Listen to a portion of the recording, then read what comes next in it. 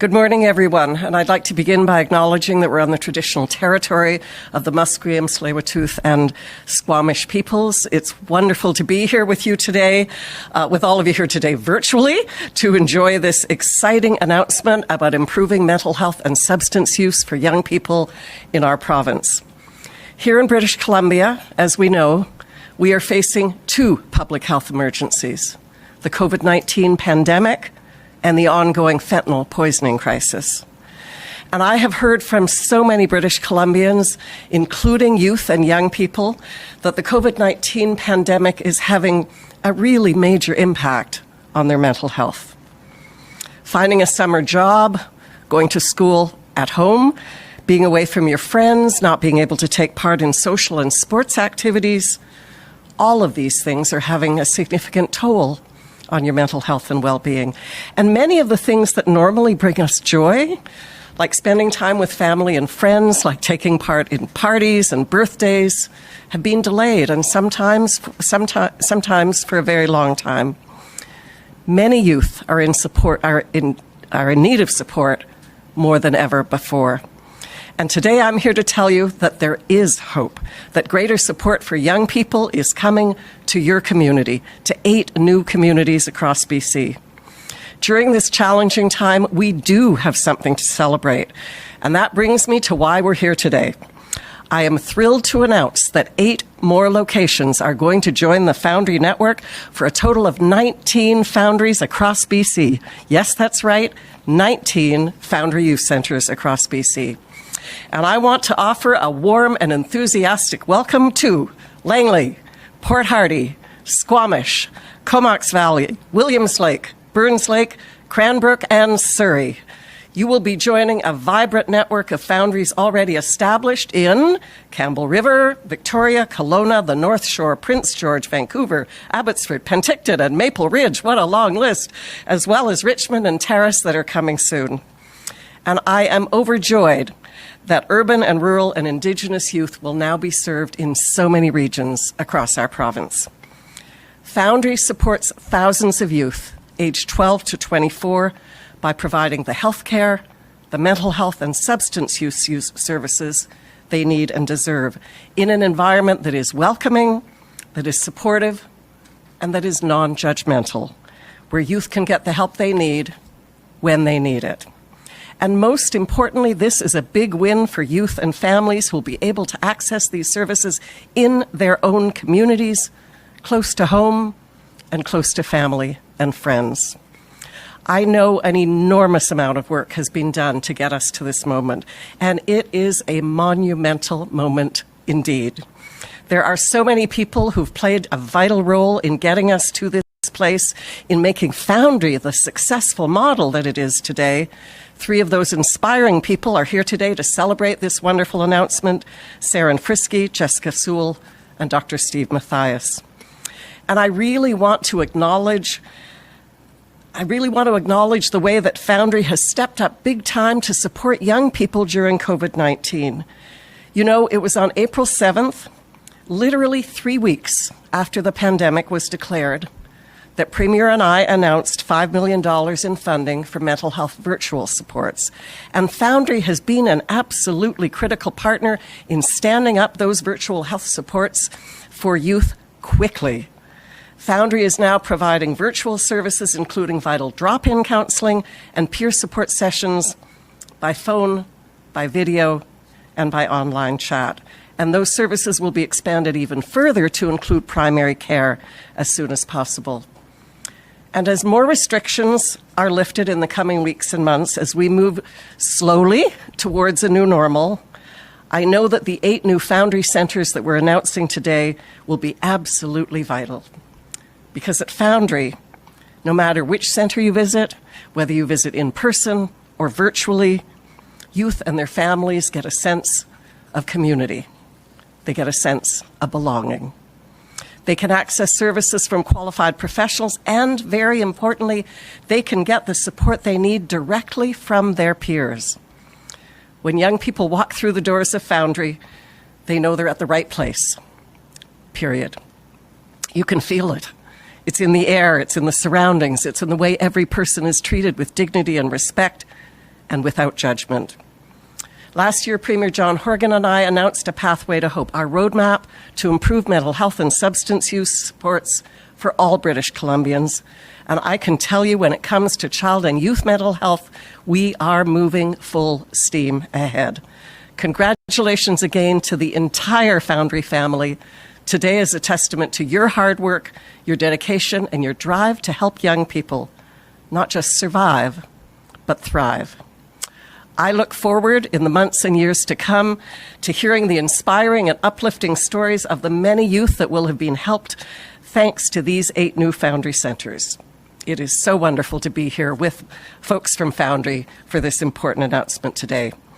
We are now going to show a short video about the difference that Foundry is already making in the lives of youth across British Columbia, and then I will be inviting Dr. Steve Mathias, the Executive Director and inspiration behind Foundry BC, to come up and say a few words.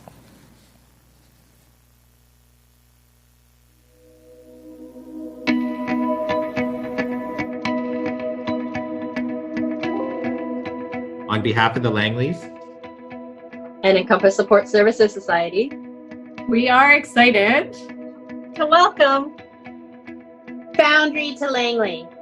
We just can't wait. Welcome, Foundry. Welcome, Foundry. She's so cute, Foundry.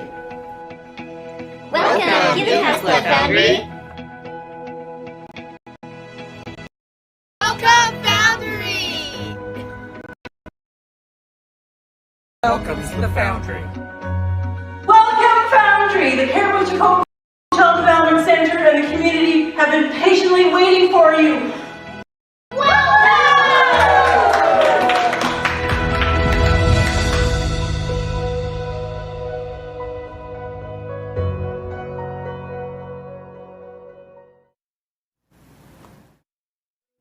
Joining.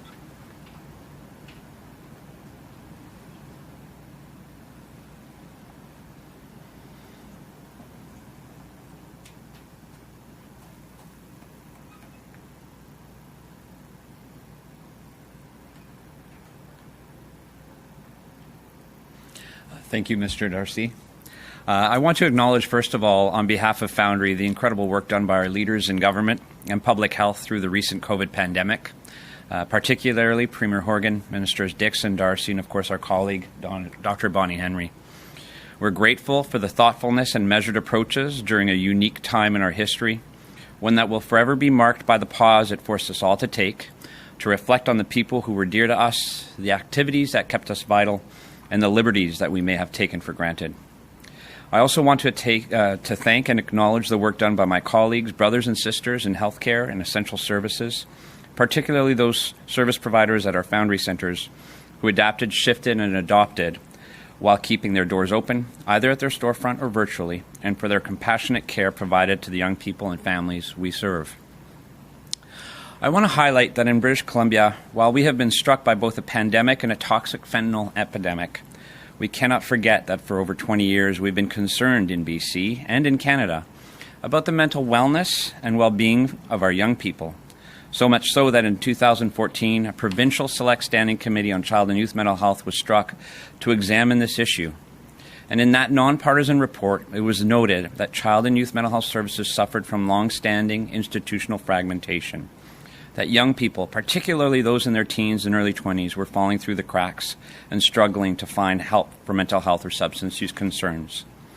In these past months, with all our Zoom meetings and social isolation, it's easy to forget that well over 140,000 young people in our province every year suffer from mental health or substance use concerns.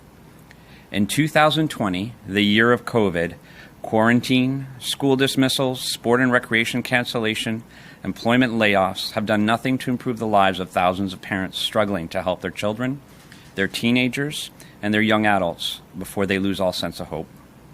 Further, it isn't inconceivable that we will recognize this generation of young people as the group that sacrificed the most to flatten the COVID curve. The issue of mental health, wellness, and well-being, one that has remained unaddressed in most of our country, requires investment, systemic change, and institutional reform. Thanks to the leadership of our government and minister, and through the Pathway to Hope plan mentioned just minutes ago by Minister Darcy, Foundry, established in 2016 as a whole province initiative, is intended to support the changes needed to ensure that young people and their families know where to go or who to contact when they have a question, a challenge, or just need to talk to someone. Currently, 9 Foundry centres are open, with 2 more in Terrace and Richmond opening this summer.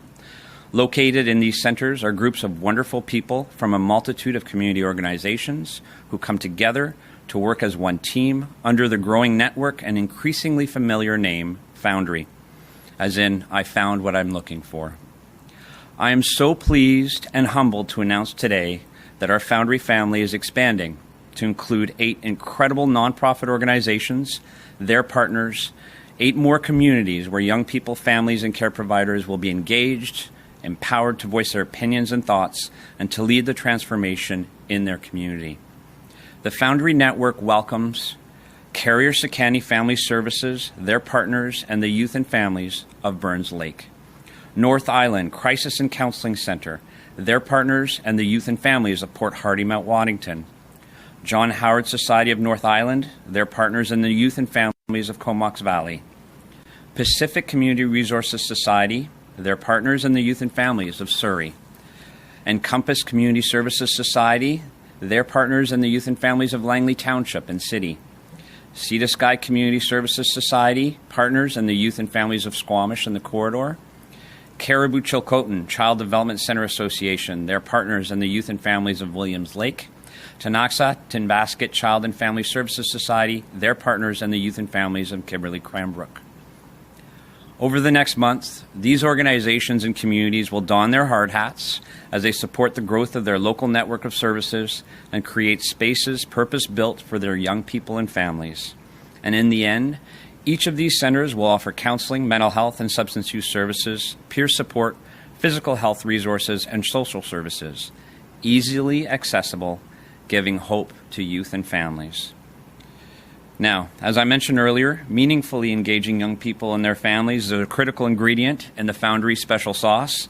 And so to talk more about this is the amazing Seren Frisky, our Provincial Youth Engagement Coordinator. Seren?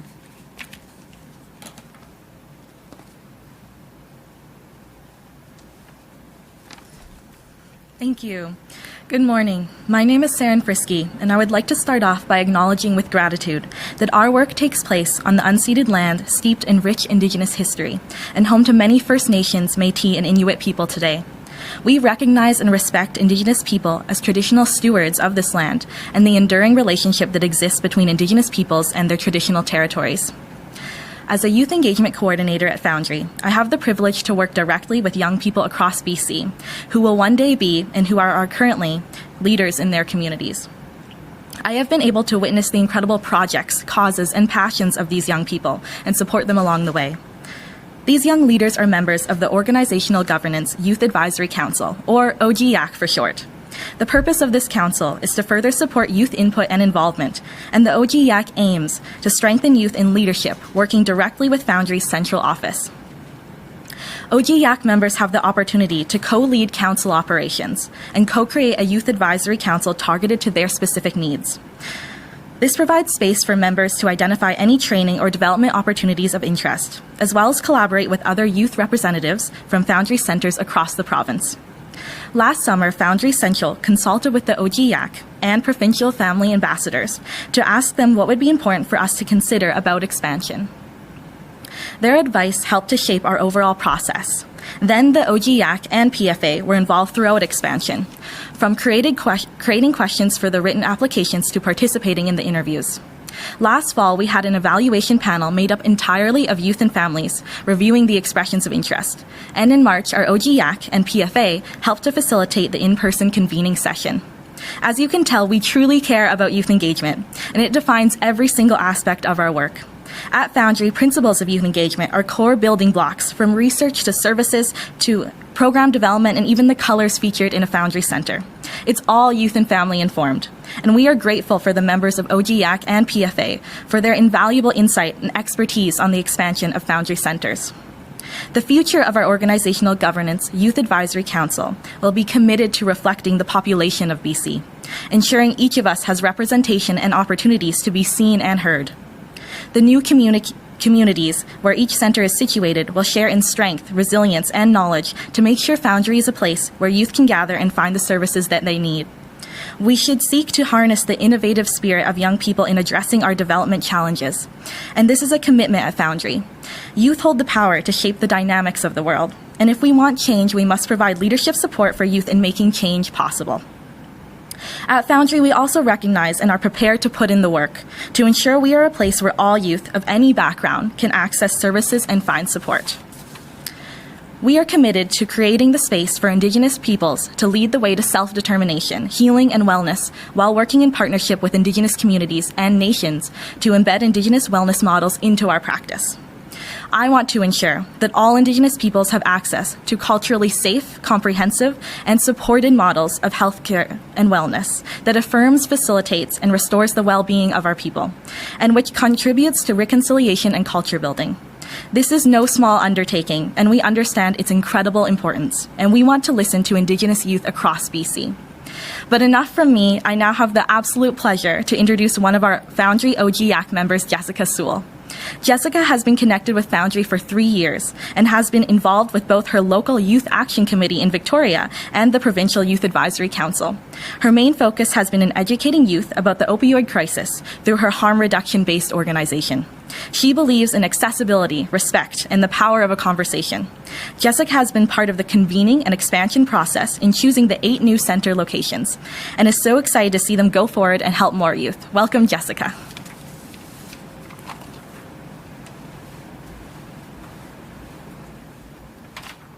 Thank you. We all know someone who has struggled in some way with mental health, physical health, or addictions. But we also know that they're more than just a patient searching for a service that works for them. They're a human being, a youth, who deserves respect and care. They're filled with hope, something that Foundry has given to thousands of youth across the province. I became connected with Foundry through a family friend whose daughter took her life. Her wish was that the conversation around mental health would happen out in the open and not behind closed doors as has previously been. For the past 3 years that I've been involved with the network, I've been continuously inspired by the incredible human beings who make the community what it is. Foundry expansion is an opportunity to expand the impact to thousands more youth. And the number of folks that showed up to represent their communities at Foundry convening, all with the goal of making youth healthcare better in this province, was truly an incredible thing. This goes to show that the barriers to care in the form of stigma are slowly coming down so that more youth can access services. Over the past number of years, Foundry has led the movement towards a better, healthier BC by chipping away at the shame and blame that has controlled the conversation around mental health and addictions for so long. Being involved in the expansion process as a youth was extremely empowering. Myself, along with the other youth, were at the table 100% throughout the process. The network allowed us to have a voice in our own health, something that is truly incredible. I was speaking to a friend the other day and sharing how lucky I am to be working with an organization that appreciates my voice and expertise at such a young age. What's really great is that this engagement happens both at the local and the provincial level. So we have an amazing diversity of experiences. I'm a volunteer, but I also feel like I'm working my dream job. The fact that youth voices are heard and ideas implemented only makes the network better. And I think that a lot of healthcare organizations can learn from the way that Foundry engages with youth and their families. To finish, I'd like to share what a friend told me when I asked him about what having a Foundry Center in his community means to him.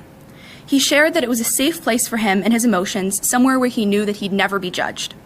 This speaks to how the province-wide network has given so many people hope.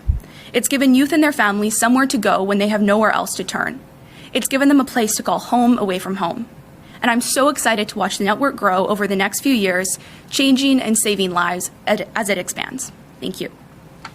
Thank you. I would now like to invite Mr. Darcy back to the podium for the Q&A. And before we begin the Q&A segment of this event, I would like to remind the media that you're limited to one question, and please do press *1 to line up for questions. If we have time, we will be able to take your follow-up questions. You will have to line up again by pressing *1, and please keep your handsets unmuted. You will not be heard till I call out your name. I will begin by Lisa Cordasco from CHLY. Lisa, go ahead, please. Hello, good morning. I'm wondering why Nanaimo has been passed over in all of this. There are no treatments locally. There are no homeless shelters locally. Nothing is in person. The closest resource, I guess, would be Victoria. Wondering why Nanaimo's been left out here. Well, there is actually an independent process in place led by Foundry to determine the sites, and they put out a call for proposals, and communities submit proposals. And these 8 locations were chosen after a very extensive 2-step selection process, which included independent panels made up of over 60 members of Foundry's network of centers. They were subject matter experts, they were youth, and they were family advisors. Thank you. The next question is from Jane Said, Not Sure News. Go ahead, please. I have heard from some families that access Foundry that the online support model may not really be working for all teens. I understand that as of right now, that's the way that, for instance, families on the North Shore are supposed to be accessing these services. I'm just wondering, teens can go get their nails done and their hair cut in person. Why can't they get, peer support or drop-in support in person in Foundry, and when is that expected to change? Thank you for that question. In terms of Foundry North Shore and most of our centers, existing clients or young people can get services in person. If this is someone who's new to the Foundry North Shore Center and virtual care is not working for them, then they can call the front desk, let them know that virtual care is not their preferred option, and a in-person session can be booked. And since there are no other questions from the media, I would like to conclude this event. Thank you all for attending and joining us today.